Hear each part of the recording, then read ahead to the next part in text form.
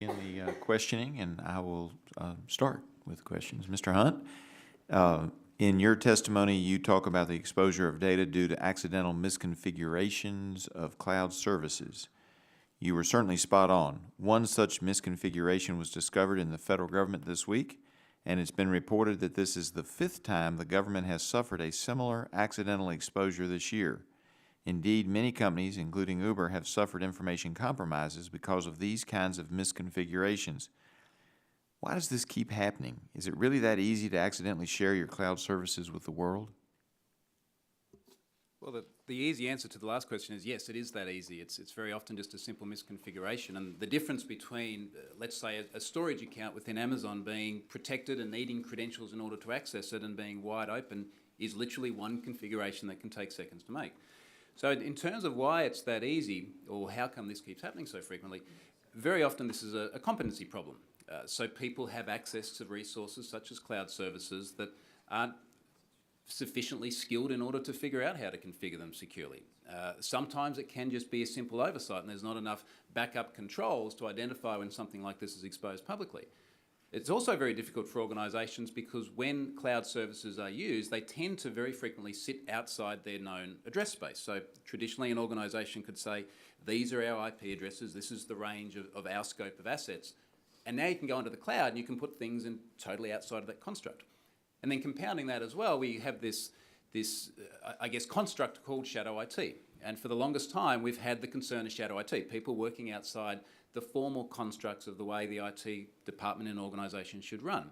And today it's very simple for someone in an organisation to go to the likes of Amazon and say, look, I would like a storage account, I'm going to publish data there, and the IT department never even knows about it. So there's a number of factors leading to the prevalence of what is now becoming a very common event. Now, are any of the data breaches included in your service from such a misconfiguration? From which, sorry? From your service? Oh, from misconfiguration. Yeah, yeah many of them. So we've seen many incidents. A perfect example that comes to mind earlier this year, we had an IoT device called a cloud pet. It is literally a teddy bear with a listening device that talks to the internet. Their data was left publicly exposed in a database facing the World Wide Web without a password. And again, that is just a simple misconfiguration on their behalf. Wow. What can companies do to decrease the likelihood of this kind of a misconfiguration? It's a combination of things, and to me, many of these incidents, whether it be misconfiguration or flaws in software, come back to education. And this is the sort of thing we're trying to do with Pluralsight. Let's try and get education out there to the people that are building these systems and standing them up. Because so frequently it is just such a simple little thing, and had the person understood what the ramifications of the configuration change they were making or the code change they were making was, it wouldn't have happened. So I'd love to see more education. And what are the consequences? I mean, we can all think of some, but what are the consequences of companies exposing this kind of data?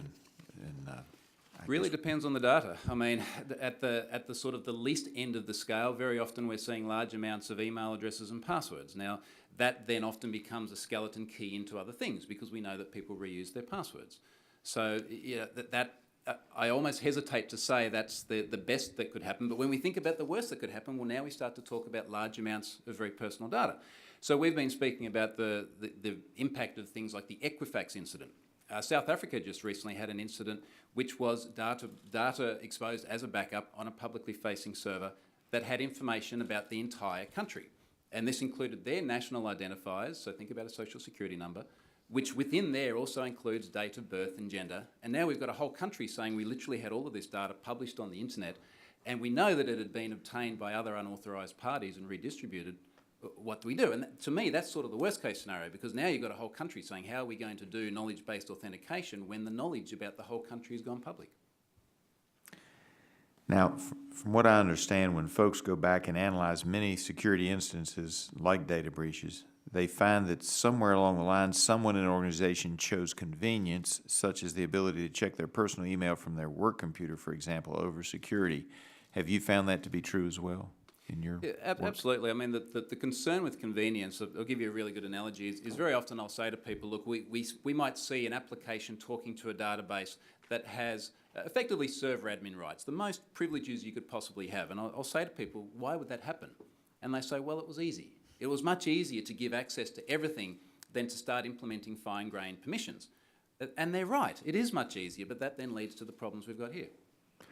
And so how do we make it easier to protect things.